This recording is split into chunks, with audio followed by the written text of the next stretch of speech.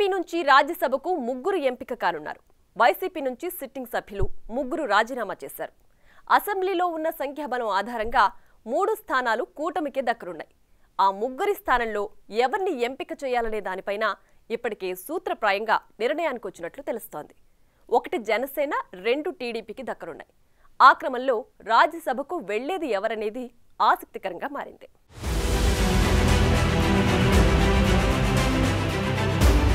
Assembly ఎన్నికల్లో YCP ఘోర పరాజయం తర్వాత వరుసగా ఆ పార్టీ నేతలు రాజీనామా చేస్తున్నారు.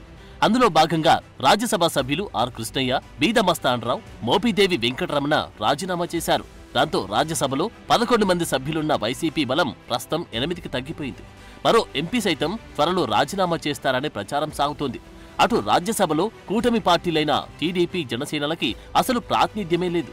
ఇటు శాసన మండలిలో కూటమి సభ్యుల సంఖ్యాబలం తక్కువగా ఉంది. దాంతో కూటమి నేతలు ఈ 2 సభల్లోని వైసీపీ సభ్యులపై ఫోకస్ పెడుతున్నారన్న ప్రచారం నడుస్తోంది. రాజ్యసభ సభ్యత్వాలకు రాజీనామా చేసిన వైసీపీ ఎంపీలు ముగ్గురు బీసీ వర్గానికి చెందినవారే. ఆ ముగ్గురిలో బీద మస్తానరావు ప్రత్యక్ష రాజకీయాలకు ఎప్పుడో రిటైర్మెంట్ ప్రకటించారు. మరో మాజీ మంత్రి మోపిదేవి వెంకటరమణ టీడీపీలో చేరడం దాదాపు ఖాయమైందంటున్నారు. ఆర్ కృష్ణయ్య తెలంగాణలో సొంత పార్టీ పెట్టుకునే పనిలో పడ్డారని ప్రచారం జరుగుతోంది. ఖాళీ అయిన ఆ 3 స్థానాల్లో నియామకంపై చంద్రబాబు ఒక నిర్ణయానికి వచ్చినట్లు తెలుస్తోంది.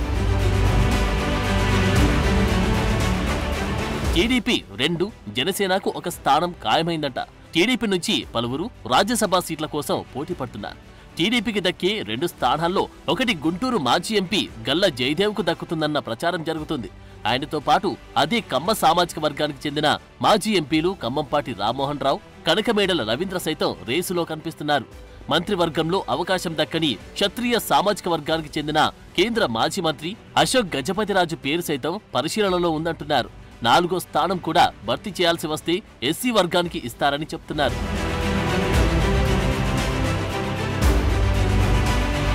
జనసేనకు దక్కే రాజ్యసభ స్థానం రేసులో మెగా బ్రదర్ నాగబాబు పేరు ప్రముఖంగా వినిపిస్తుంది.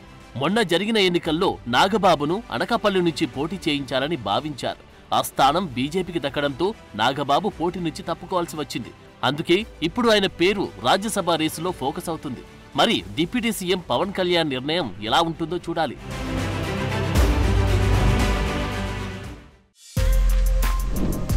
For more videos like this, subscribe Big TV channel.